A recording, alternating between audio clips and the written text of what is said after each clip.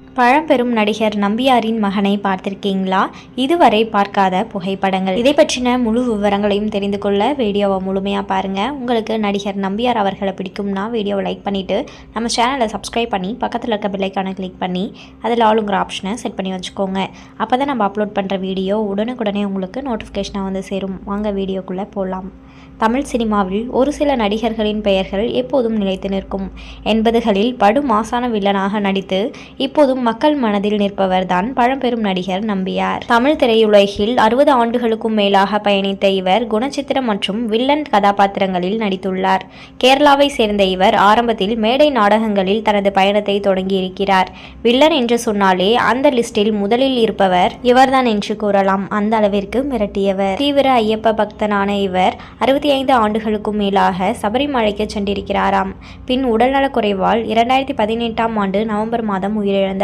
ருக்மணி என்பவரை திருமணம் செய்த நம்பியாருக்கு சுகுமாரன் என்ற மகன் இருக்கிறார். அரசியலில் ஈடுபட்டிருந்த இவர் இராணுவ பயிற்சியாளராக பணியாற்றியிருக்கிறார். ஆனால் கடந்த 2012ஆம் ஆண்டு மாரடைப்பு ஏற்பட்டு உயிரிழந்துள்ளார். இவருக்கு 2 மகன்களும் இருக்கின்றனர் என்பது குறிப்பிடத்தக்கது. நம்பியார் என்று சுருக்கமாக அழைக்கப்படும் எம்.என். நம்பியார் வாழ்ந்திருந்தால் தற்போது 104 வயதாக இருக்கும். மறைந்து 15 ஆண்டுகள் கடந்துவிட்டன. தமிழ்நாட்டில் தமிழ் திரையுலகில் எம்ஜிஆர் என்ற பெயரை தெரிந்த ஒவ்வொருவருக்கும் தெரிந்த பெயர் நம்பியார். தமிழ் திரைப்படங்களில் வில்லன் என்றாலே ஒரே வில்லன் தான் நம்பியார். இப்போது கதை நாயகர்கள் எல்லாம் வில்லனாக நடிக்க தொடங்கி இருக்கிறார்கள். இருந்தாலும் கதை நாயகர்களுக்கு மட்டுமல்ல, வில்லர்களுக்கெல்லாம் கூட வில்லன் ஒரே ஒருவர் தான். அவர்தான் நம்பியார். கேரளத்தில் பிறந்தாலும் தமிழகத்தில் வளர்ந்தவர். சிறு வயதிலேயே 13 வயதில் நாடக குழுவுடன் சேர்ந்து நவாப் ராஜமாணிக்கம் குழுவுடன் ஊர் ஊராக சமையல் உதவியாளராக சென்று நடிக்க வாய்ப்பு கிடைக்காத நிலையில் மும்பையில் ராம்தாஸ் என்ற நாடகம் பக்த ராம்தாஸ் என திரைப்படமான போது எதிர்பாராத விதமாக சிறு நகைச்சுவை வேஷத்தில் நடிக்கும் வாய்ப்பை பெற்றார் நம்பியார். வடுவூர் கே. துரைசாமி ஐயங்காரின் நாவலை தழுவி மாடர்ன் தியேட்டர்ஸ் எடுத்த திரைப்படம் தான் திகம்பர சாமியார். இந்த படத்தில் 11 வேஷங்களில் வருவார். இதைத் தொடர்ந்து ஏறத்தாழ அரை நூற்றாண்டுக்கும் மேலாக தமிழ் திரைப்படங்களில் வில்லனாக வெற்றி கொடி நாட்டியவர் நம்பியார். அந்த காலத்தில் பெரும்பாலான திரைப்படங்களில் கட்டாயம் கத்தி சண்டை இருக்கும்.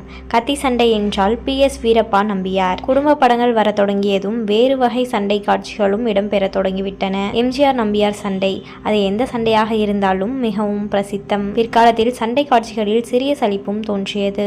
நம்பியாரின் தாய்மொழி மலையாளம் என்றாலும் மலையாளத்தில் அவர் நடித்த படங்களில் எல்லாம் கூட டப்பிங் குரல் தான்.